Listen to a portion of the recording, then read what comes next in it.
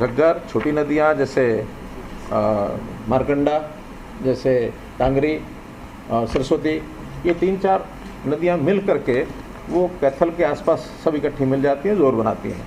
तो इसका सबसे पहला नुकसान हुआ था पंचकुला, फिर अम्बाला, अम्बाला के बाद कुरुक्षेत्र, कुरुक्षेत्र के बाद कैथल, कैथल से नरवाना का एरिया, फतेहाबाद का एरिया और फिर सिरसा। कल सिरसा में यानी रानिया, रतिया, रतिया और सिरसा, इसमें पानी काफ़ी ज़्यादा उफान था। तो वही स्थिति जैसे मैंने पलवल की बताई, आज उधर भी पानी निकलना शुरू हो गया होगा, डाउन होना शुरू हो गया होगा। तो इस सारे में काफ़ी नुकसान हुआ है, जाने भी गई हैं। अब आंकड़ा तो सब और 2 दिन बाद सब जिलों से सारा इकट्ठा होकर आएगा, लेकिन जो प्रारंभिक जानकारी है इसमें अभी 30 के आसपास जाने गई हैं अलग अलग ज़िलों में। और जो ज़िले प्रभावित हुए हैं कम ज़्यादा, क्योंकि इसमें दोनों तरह के ज़िले हैं, बाढ़ प्रभावित भी हैं और वर्षा के पानी के कारण से भी जहाँ ज़्यादा पानी भरा है वो भी उसमें है। 1385 ऐसे ज़िले प्रभावित हुए हैं, जिसमें एक्चुअल लॉस बताया जा रहा है वो 403 है। बाकी में लॉस अभी आइडेंटिफाई होना है। काफ़ी इसमें मकान डैमेज हुए हैं, 133 मकान तो पूरे गिरे हैं। ये कल तक की सारे कल 15 तारीख थी ना, तो कल शाम तक का ये आंकड़ा है, आज का आंकड़ा भी नहीं है इसमें। तो 133 तो पूरे हाउसेस डैमेज हुए हैं, 184 पार्शली डैमेज हुए हैं। और जो पशु हैं वो भी बड़े पशु यानी गाय भैंस आदि 110 पशुओं की मृत्यु हुई है। और पोल्ट्री यानी जो हमारे, ये 2 जिले केवल उस जो अधूरी एसवाइल है उसके कारण से डूबे, लेकिन हमने उनको ब्लेम नहीं दिया, क्योंकि तो एक नेचुरल फ्लो पानी का होता है। अब नेचुरल फ्लो अगर मान लो ये नुकसान करने की बात आती, तो ये कौन सा सिद्धांत है कि हम अपने ज़िले डुबोएंगे और फिर उनको दिल्ली को डुबोएंगे? अब ऐसा तो नहीं हो सकता हम कहें कि हम तो मरे सनम तुम्हें भी लेके डूबेंगे। भाई हम मरने के लिए अपने आप को क्यों मारेंगे? अगर पानी का नुकसान हुआ है यमुना नदी का, तो पहले तो यमुना जिला ही डूबा, यमुना जिले के 2 गांव उनको खाली कराने पड़े। फिर इसके बाद 20-22 जिले करनाल में इंद्री इलाके के डूबे। मेरा स्वयं हवाई सर्वे में करके आया हूँ। इसके बाद वही पानी करनाल के बाद पानीपत जिले में उसने असर किया। नवादा पार, ये 2 गांव तो मुझे पता है कि जो मैं इसके ऊपर से घूम के आया हूँ, बिल्कुल घरों तक पानी घुसा। इसके बाद यही पानी इसने मार किया सोनीपत में, जन्नौर के एरिया में, दिल्ली में घुसा। उसके बाद वो जा करके फरीदाबाद में भी नुकसान किया उसने, पलवल में भी नुकसान किया। हमारा एरिया दिल्ली से ज़्यादा लगता है जमुना पर। तो ये इतनी समझ उनको होनी चाहिए कम से कम इस प्रकार का बयान देने से पहले। मुझे नहीं पता कि उन लोगों की टीम ने ये बयान तैयार किया हो। कोई भी एक मंत्री आया कि हरियाणा को बदनाम करना है, हरियाणा ऐसे बदनाम नहीं होगा। हरियाणा की हमारी अपनी एक पहचान भी है, हरियाणा का स्वभाव भी है, हरियाणा किसी को नुकसान नहीं पहुंचाता है। हरियाणा सेवा तो कर सकता है किसी की।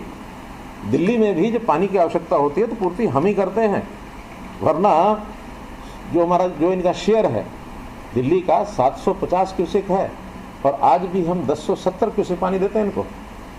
320 क्यूसेक पानी उसके से ज़्यादा देते हैं, क्योंकि उसमें भी सुप्रीम कोर्ट ने यही कहा कि पहला अधिकार पानी पर पीने वाले लोगों का होता है। तो दिल्ली की पीने की पानी की आवश्यकता पूरी करनी चाहिए। 2 बैराज हमेशा भर के रखते हैं, वो हिस्से का नहीं है, फिर भी हम देते हैं।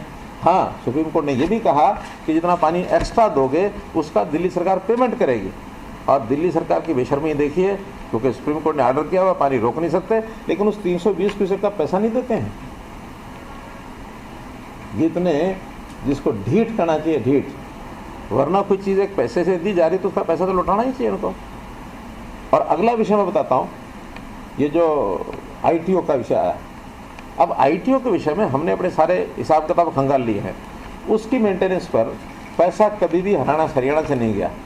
वो पैसा या तो देती थी इंद्रप्रस्थ, जो एक प्लांट था, कौन सा प्लांट था? इंद्रप्रस्थ पावर प्लांट था, ठीक है, जो बंद हुआ 2018 तक उन्होंने पैसा दिया, क्योंकि बहुत पहले से वो हरियाणा और पंजाब के कंट्रोल में होता था। जब हरियाणा बना तो हरियाणा कंट्रोल में आ गया। दिल्ली का तो कोई यमुना नदी पर कोई सिस्टम भी नहीं था, सारे या तो यूपी कंट्रोल करते थे या हरियाणा पंजाब का जो जॉइंट था वो कंट्रोल करते थे। सारा दिल्ली ने कभी उसको ऑन नहीं किया। फिर जब वो बंद हो गया पावर प्लांट, तो उसके बाद पैसा आना बंद हुआ। इन्होंने कभी भी 2018 के बाद ये नहीं कहा कि भाई यहाँ कोई समस्या आ सकती है। हमारे यहाँ फ्लड कंट्रोल की साल में एक बार मीटिंग होती थी। मैंने आने के बाद 2 बार मीटिंग करनी शुरू की, एक बार यानी जनवरी में और एक बार मई में, क्योंकि अगर पहले मई में करते थे, मई में आप फ्लड कंट्रोल के लिए योजनाएं बनाएंगे भी सही, फ्लड तो सिर पर आ जाएगा, जून में जुलाई में कभी भी 2 महीने काम नहीं होंगे। हमने फिर इसको जनवरी में करना शुरू किया। जनवरी में करते हैं, मई में उसका रिव्यू करते हैं कि जो काम करने थे कितने हो गए। शॉर्ट टर्म काम तो उसी 6 महीने में होते हैं, लॉन्ग टर्म लंबा समय लेते हैं। तो इन्होंने कभी भी अपने या तो फ्लड कंट्रोल की मीटिंग करते नहीं है की हो, इन्होंने कभी नहीं कहा कि हाँ ये भी एक विषय है जिसकी मेंटेनेंस अब होनी बंद हो गई है तो हमको बताओ, कभी नहीं बताया। और आज जब समस्या आ गई तभी उठ खड़े हुए, और समस्या का भी इनका भयंकर रूप केवल उस ITO के कारण से आया होगा ऐसा नहीं है। मैं और एक एग्जांपल देता हूँ। यमुना से यानी इस बैराज से, हथनीकुंड बैराज से 2 साल पहले 6.5 लाख 7 लाख क्यूसेक पानी छोड़ा गया था, वो भी रेगुलेट हुआ था। अभी मैक्सिमम 11 तारीख को 3,69,000 गया। 3,69,000 सडनली आया, लेकिन इनके आने से पहले तो 6 जिलों में फैल चुका हो। हमारे यहाँ फैला, यूपी में फैला ही होगा। तो इतने जिलों में फैलने के बाद केवल 3 लाख क्यूसेक पानी दिल्ली की उस एरिया में से बाहर नहीं निकलवा सके, इसका मतलब है कि यमुना को मेंटेन नहीं किया इन्होंने। यमुना के अंदर जितनी अनऑथराइज कंस्ट्रक्शन हुई है, आखिर तो उसका एक एरिया है, उस एरिया के नीचे अगर कंस्ट्रक्शन होगी तो पानी का अवरोध करेगी। हमने तो जांच बैठाई है कि इनके सारे सिस्टम को चेक करो, इनके ओखला ब्रिज को भी चेक करो, ITO भी करो। ITO से पहले भी एक और बैराज है, कौन सा है, उसका भी पता लगाओ। और जो यमुना नदी के अंदर जितने भी अनक्रोचमेंट्स हैं उनका भी पता लगाओ। पता लगाने के बाद पता लगेगा, क्योंकि वो प्रभाव केवल दिल्ली पर नहीं पड़ेगा, उसका प्रभाव फरीदाबाद और पलवल पर भी पड़ेगा। हम तो इन्हीं के बारे में 2 जिले और हमारे भुगतभोगी हैं। और ये जो जोकर बन करके, ठीक है, संवैधानिक पद पर जब तक नहीं होते तब तक मजीद हंसी मजाक में कुछ भी करें, कुछ भी बोलें, उनका अधिकार भी है, उनका काम भी है, व्यवसाय भी है, लोगों को मनोरंजन करना। लेकिन ये मनोरंजन की बात कि साढ़े को पानी मंगते हैं, हुण पानी क्यों नहीं लेंदे? अरे तुम्हारे हाथ में थोड़ी है ये। और ये 3 महीने तो पानी का ना कभी किसी ने डिमांड की है, पानी अपना अपना सब संभाल ले, वही बहुत बड़ी बात है। ये पानी तो बाकी 9 महीने के लिए होता है कि जब आवश्यकता होती है तब सबको अपना शेयर चाहिए। इस पानी को तो हम भी कहते हैं इस समय राजस्थान लेना चाहे ले जाए, लेकिन चैनल होंगे तभी ले जाएंगे ना। और अगर ये SYL बना देते तो शायद पंजाब थोड़ा सा, हम तो पानी को कैसे निकाल लेते, लेकिन पंजाब और थोड़ा बच जाता। तो SYL के रास्ते से नहरों में जो पानी नेचुरल फ्लो बढ़ता है, जिस एरिया में नहीं बनी हुई वहाँ का पानी तो फिर इनके पास रह गया, जहाँ बन गई वहाँ तो पानी SYL में आ गया फ्लो से।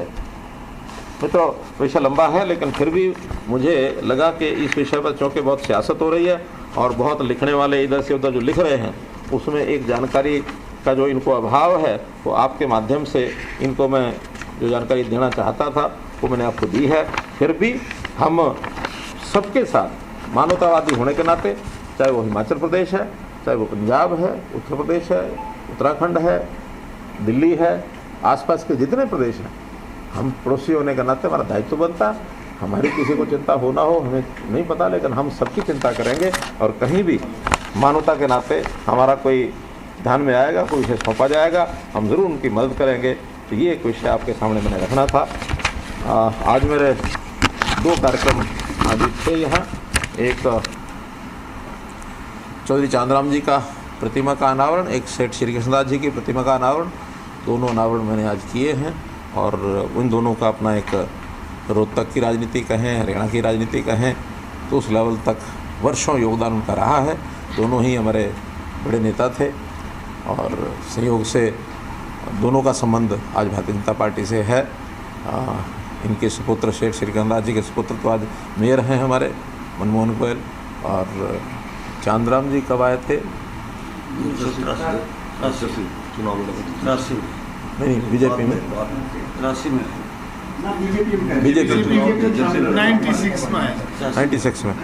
तो आप सुन रहे थे हरियाणा के मुख्यमंत्री मनोहर लाल को, जिस